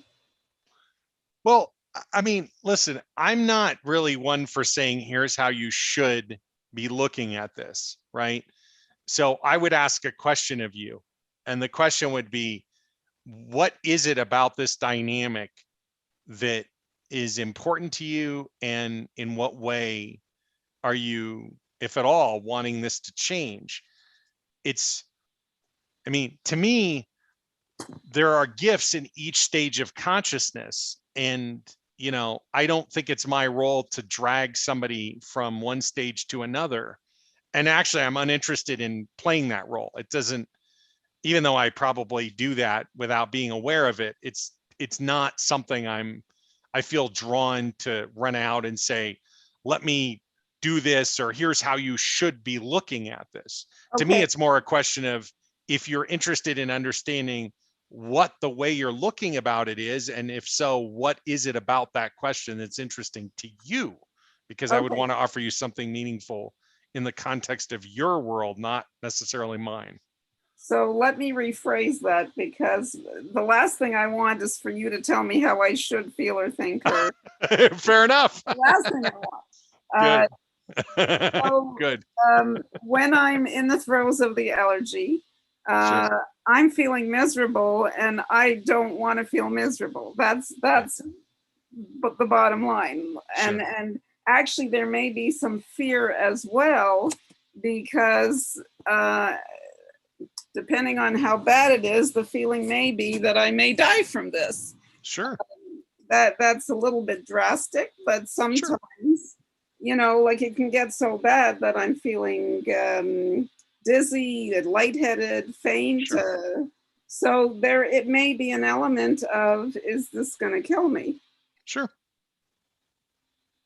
So where do I go from there, I guess, is like, do I just, you know, am I going to say, okay, I'm feeling this, I'm thinking this, let's see what happens? I mean, what can I do with this? Okay. So I hear an opening when you say, what can I do with this? So my response is identical to what I just said to Carol, right? So if one of the things that you're interested in doing with this is having a different experience of yourself and of the natural world, then I would, just as I just directed Carol, I would direct you to igniting resonance for understanding, because here's why. If you go straight to practices, at some point there are going to be questions that are answered in the intro, in igniting. And so you can go straight to practices. Great, go straight to practices. But at some point, those questions will come up. And I know they will, because the first class I taught was practices. And then I had questions for 4 or 5 years, and I went, okay, these are the questions that I should have answered, or can now answer, let's say, rather than shoulding this dynamic. And in answering those questions, it opens a different, especially in conjunction with experience, one has the opportunity to shift from just a thinking encounter with, let's say, allergies, to conceiving from an understanding and feeling, to some degree, possibly being perspective, that potentially something different is going on here than what I once interpreted or experienced. For example, one of the sessions in Igniting Resonance is about healing. The name of it is On Healing, right? So it's talking about healing, what's going on with healing, you know, to my view, distortions around healing, what is actually happening when there is air quotes healing happening, et cetera, et cetera. So in the practices are a experiential sequence of not engaging with the thinking dynamic, but opening to the visceral encounter with the divine from these 6 different perspectives. And the first 3 I initially conceived of as preparatory, and I believe they are, but they're sort of much more than that, I realize now. And the second 3 I thought of as only available after the first 3, right? In other words, like, for example, the 5th practice is surrender. But surrender is only available once certain conditions have been met, right? Think of an experience where in your life in the past where you felt entirely disconnected from yourself, disconnected from divinity by whatever the name is for you for that, and you felt radically disempowered, let's say. And if somebody said to you, and probably someone did, right? Well, you could surrender that, Susan. And if you surrendered it, probably what you ended up feeling was like, well, this is even worse. You know, I've gone from something that was really crappy to something that is crappy times 10. Thank you so much for telling me to surrender. In other words, that practice on its own is not really that meaningful unless something else has happened first, right? And I can describe that to you in consciousness and have, but it's much more than just consciousness. I mean, consciousness is this kind of language kind of drives me nuts a little bit because it makes it sound like I'm talking about some other nifty experience that we transcend and ascend and blah, blah, blah. And I resist all that language because I think that's a bunch of hogwash. But anyway, it's like a different dimensional dynamic of divine encounter when we are embodied. Once we have encountered and called power home, once we have begun to pierce separation, once in particular we have begun to practice wholeness. But the practice of wholeness in and of itself, if you stop there, then, you know, it's like I'm opening up to the profound presence of divinity, and I'm having an experience of my wholeness, and that just stands in sharper and sharper contrast to all the ways I try to control my life. Now the practice of surrender has meaning, and it has meaning in some intimate, deeply personal way to you that I can't know or guide you to. You will guide yourself to it because of that practice, of that sequence, if that makes sense. And right? So anyway, Yeah. Go ahead. Yeah, I get what you're saying. I'm just curious. Could I get there? Well, it wouldn't be the same, but could I get there with a one-on-one session on you as opposed to doing the course, the practice? I'm not sure what to call it. Well, I used to not even agree to work with someone until they had been through either Foundations of Spiritual Mastery or Amplifying Resonance, because effectively a session with me on its own without any way of integrating it could be actually massively disruptive. So one of the things that I've done over the years, and especially in the last year, is I took what were classes that, you know, were hundreds or thousands of dollars and only available if you did them in sequence, and then you could only buy them in sequence and you had to pay for the whole thing and blah blah blah blah blah, to now they're available as part of a Resonance Institute membership. So you pay whatever, you know, 97 bucks a month, or you get an annual membership and save 25%, and then you get every class. And then what happens is that you also get some pretty dramatically discounted, or access to this discounted private session. So then if you want a private session, and I'm sort of done with the whole, you know, there's a linear thing and you have to do this, but at least at a minimum, you know, you're a member, or I know you're a member, because the only way to get a one-off session is to be a member. That's the only way they're available, but they're also pretty substantially discounted. So you can do a session as a member, but then you've got all these other resources to support you. And The resources aren't just the pre-recorded classes. I mean, like tomorrow I'm doing a deep dive 32. It's the 32nd virtual retreat that I've done with the deep dive circle. Well, that's included in your membership, you know? So we're going to sit together for 4 hours tomorrow, probably, I don't know, at least an hour and a half of that is going to be in total silence. And there'll be a conversation that happens after that, that in some ways is similar, but in some ways is very dissimilar to the conversations that happen in this circle. And it's just a function of the consciousness of the group, right? The people who are sitting there have been sinking into this space, and new people that join, you know, they're trained in the same space. They have all the same resources. You know, next Tuesday, I'll do a sanctuary session. Monday, I'll do a resonance community session. All those things are included as part of membership. So, I mean, the simple answer, which of course I didn't give you first, is no, not really. And but the thing is, you wouldn't want that, you know, even though it sounds like you want just to have, yeah, I want an easy answer. Without the extra resources, that session could be,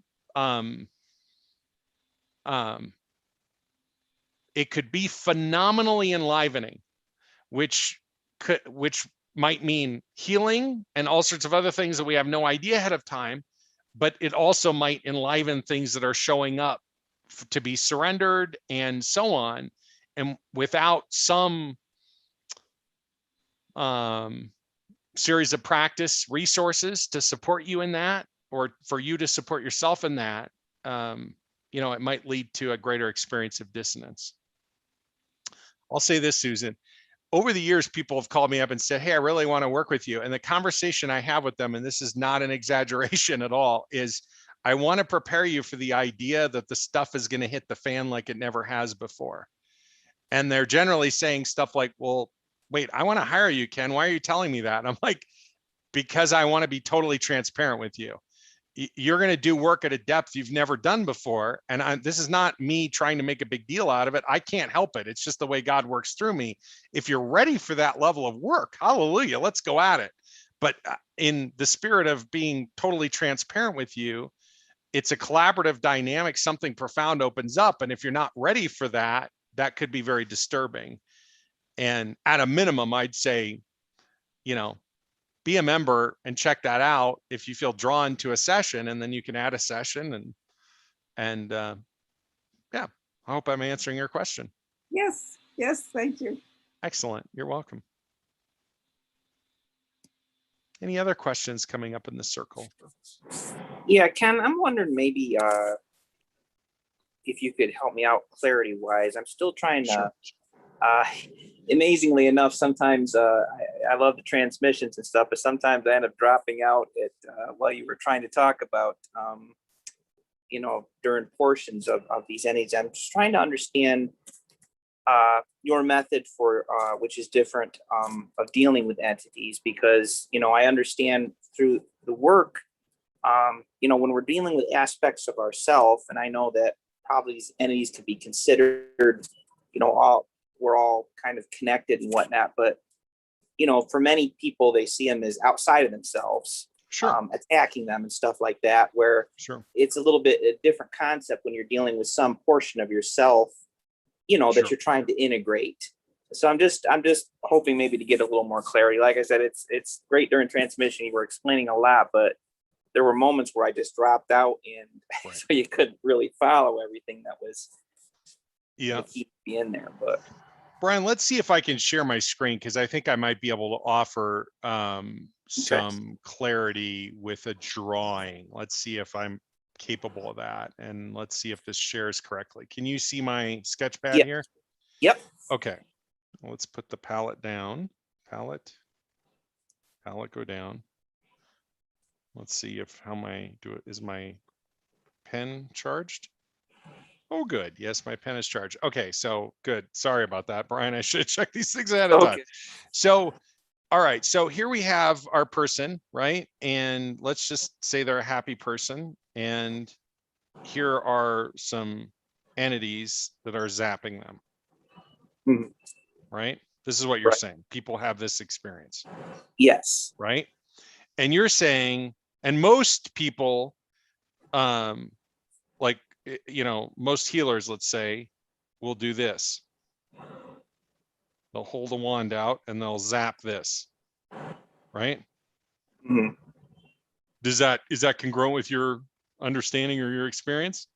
Yeah, or the people will tend to call in protection for themselves. Maybe they use Sure. a religious name or put a shield up or whatever. Sure. So this is someone now who's erecting something that is protecting them, right? Mhm. So we've Right. covered, are there other examples that you can think of? No, that's just basically some form of protection or some attempt to call in the divine, Right. to bring divinity to it. Right. So the challenge is this assumes that there is other than God, Okay. right? Because that means I have to call God in to protect me from other than God, Okay. right? Right. So for sure, we've got somebody who is having an experience of separation, right? Mm-hmm. So my response to that is this. Looks like the person's winking. I didn't mean to do that. Okay. Hi, friend. Let's go have this experience.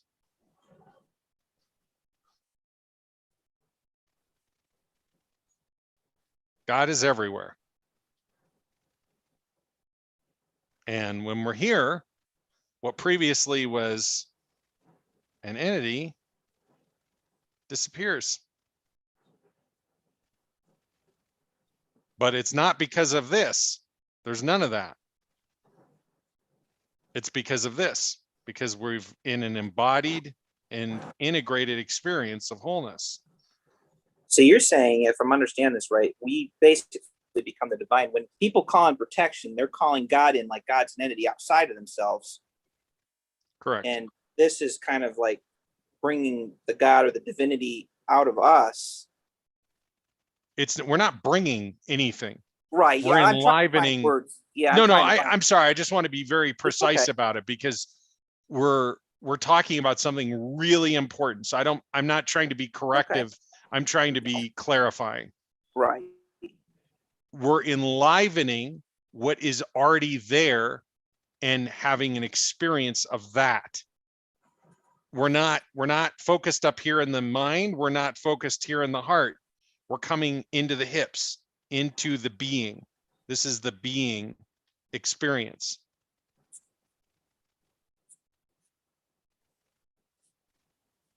Yeah, that's the whole thing. Right. And I mean, from my perspective, this happens instantaneously. It's not like there's a process associated with it. But the thing is, if somebody's having an experience, see, now I'm going to share again. Sorry. Okay. I'm not quite as adept at moving between the two. If somebody's having an experience in separation, they're operating from either a thinking perspective or a feeling or a combination of the two. So from that perspective, this is not just rational, it's critical. It's essential. And there is no other way to address it. But the problem is that in this dynamic, this act actually amplifies separation. So more entities appear. The more protection we put up, the more entities we have. And we put up more protection and more entities show up. Why? It's like saying, I'm going to protect myself from the sand above the sand. What do I end up with? A beach full of sand. This is why traditional healing doesn't work. Traditional healing, energetic, spiritual healing, is focused on the premise that there's something wrong, figuring out what it is, and fixing it. But there's nothing wrong. And or there are people who look at separation and say, well, that's what's wrong. We got to fix separation. No, separation isn't a problem either. Separation is the pathway to this experience. This is actually how we come to this experience. Am I clear as mud here, or is it making sense, Brian? No, it is. It's just, it's hitting me on different levels. You know, it's of course, you know, your thinking mind wants to grasp all these concepts, but it is making sense on many different levels. So it's a matter of just soul embodiment of what's already there. Yeah. Like in my world, when somebody, like I've done, you know, I did the resonance experiment in 2017. I did one in January and again, one in September. I'll start doing them again at some point in the future. And in the resonance experiment, you know, I mean, the last one, we had 13,000 people in the experiment. And so, you know, I'd do a Q&A and I'd say, or, you know, I'll do individual facilitation in the context of the group.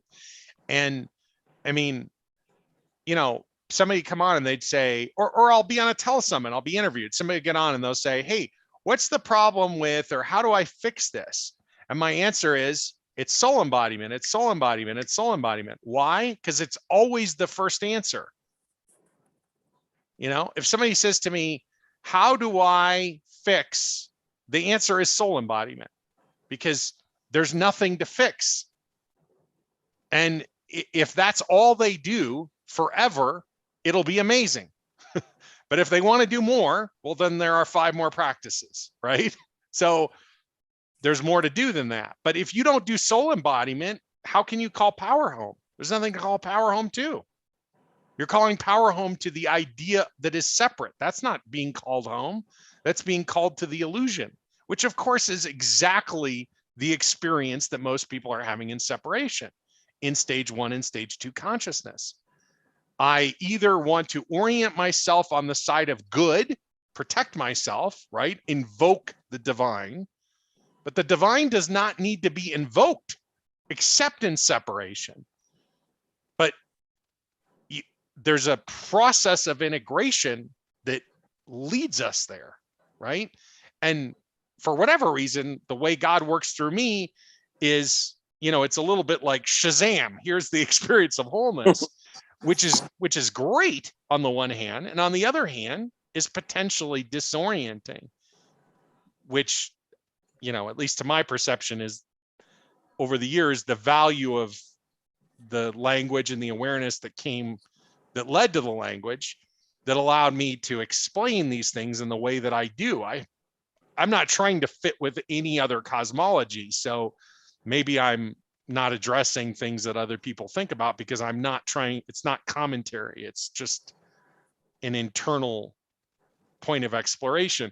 But back to your question, separation is experienced in these many, many different levels. And the first and most critical of those is in soul embodiment or disembodiment.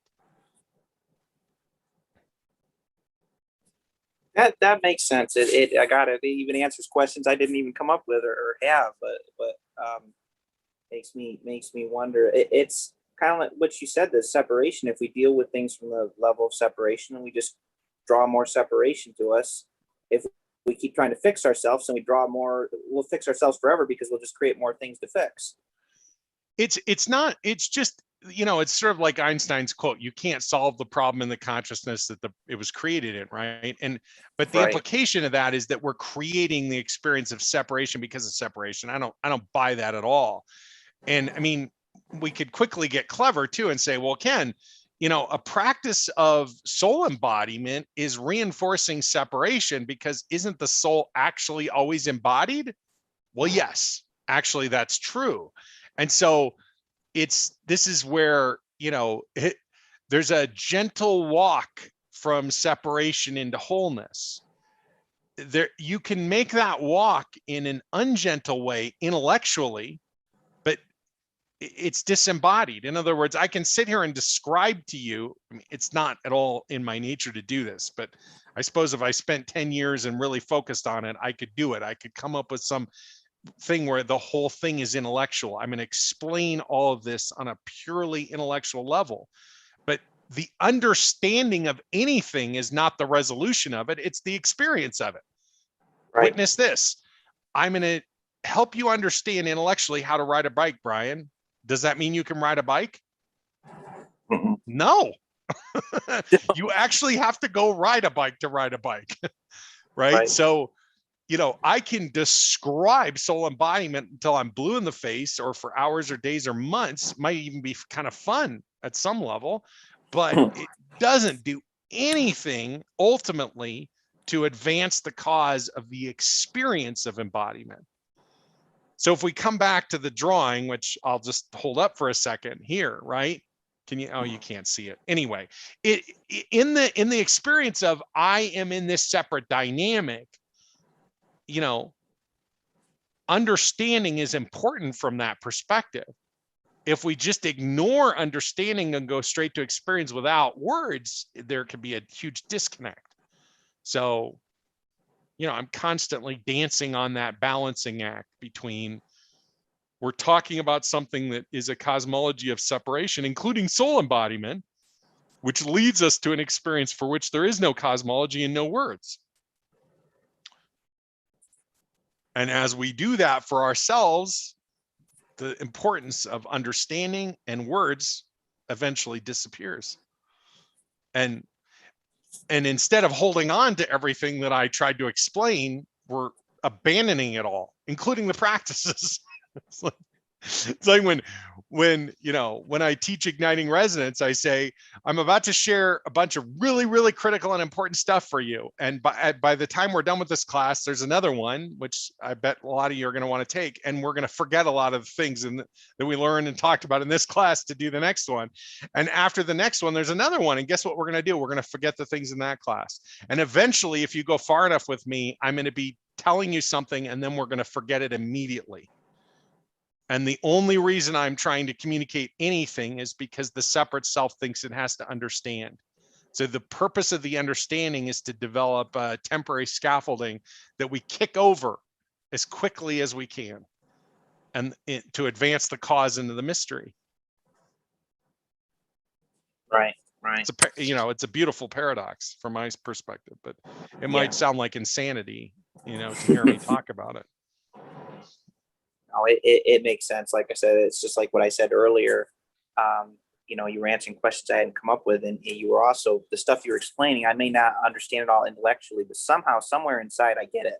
I don't know how to explain it any better than that. I can't put that to words, but it makes sense, but it doesn't. Yeah, I get it. At the end of the day, the inspiration for protection and to address is a really important developmental step. And the way that I understand my mission and how I feel called and the natural ways that God expresses through me are not lined up with, here's how to protect yourself and let's do this to protect. It's more, here's why that's compelling, and then eventually this is going to melt away. You know, if somebody said, I want to work with you one-on-one, where in consciousness are you working? I would say I work with people in late stage 2, all 3 stages of 3, and all three stages of 4. And it's not that I don't work with people in 1 or 2, but I'm not teaching practices of control. It's not that I don't work with people in 1, but I'm not teaching cosmologies of good and evil. I'm doing the opposite. And one way we all know that I'm not fully integrated is that I'm not teaching in all stages of consciousness simultaneously, which I would be naturally without any effort if I were fully integrated. So if that's a question for anyone in the circle, we can put that one to rest right now. No, I'm not fully integrated.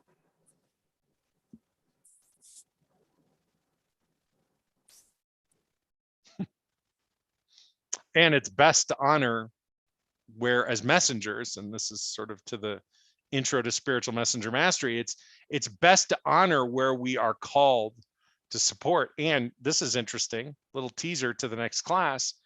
I have yet to meet anyone who is genuinely called to be a type 1 or type 2 messenger. Isn't that interesting?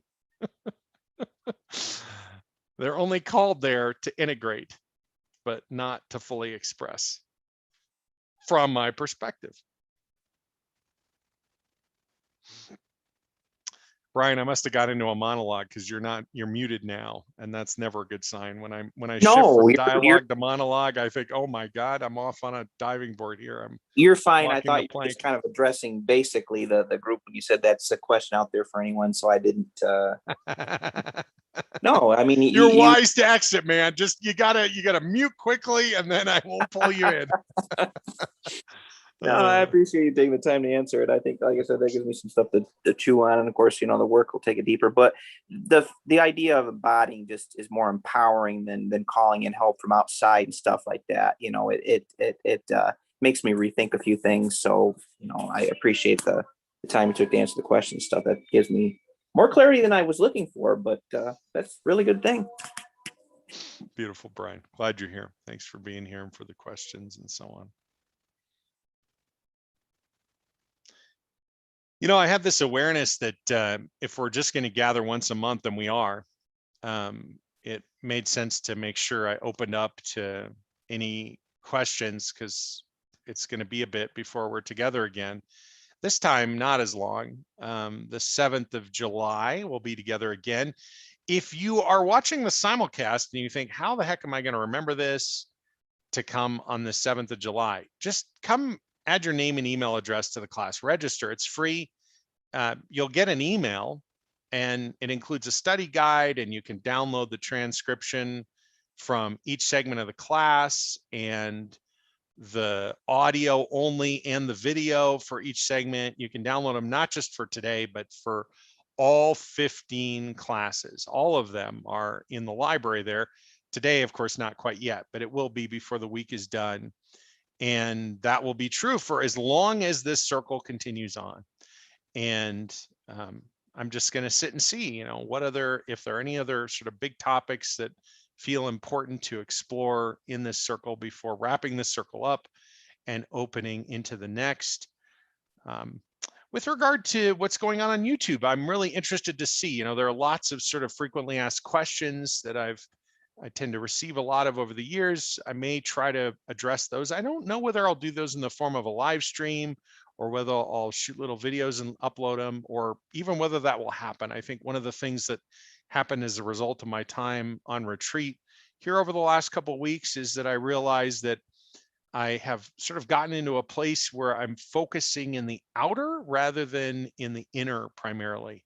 And when I come into the inner, it opens up a deeper space for my writing and my inner exploration and some really important parts of my mission as I understand it.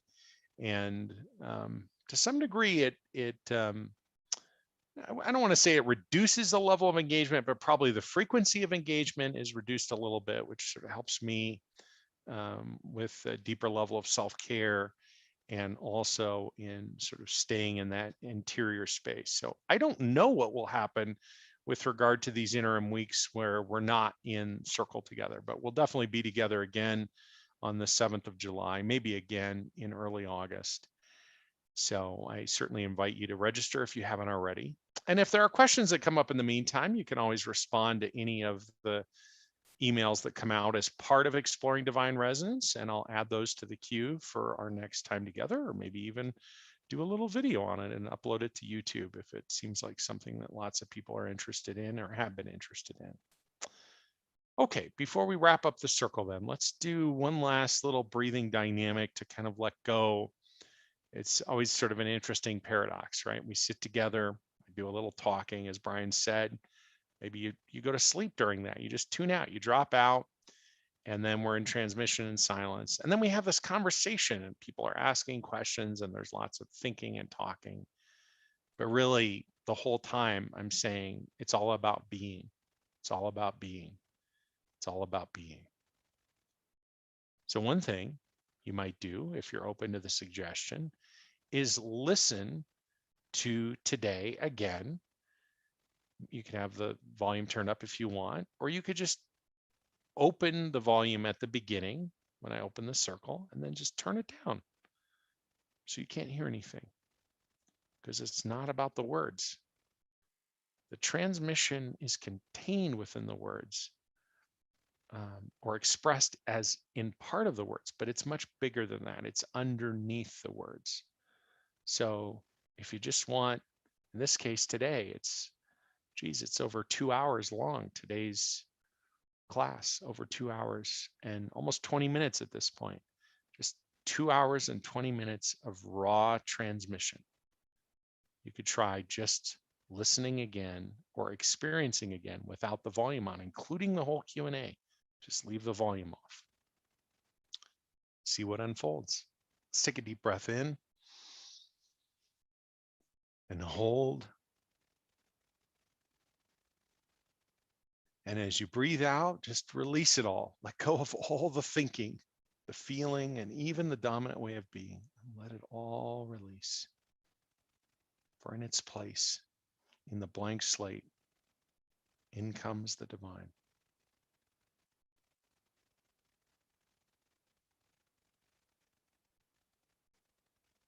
When you're ready, I invite you to return the universal plug. I'll do the same as I bring this transmission to a close. Honor, as always, to sit with you, to explore, to resonate, to be as we really are. Until we're together again on the 7th of July. Peace.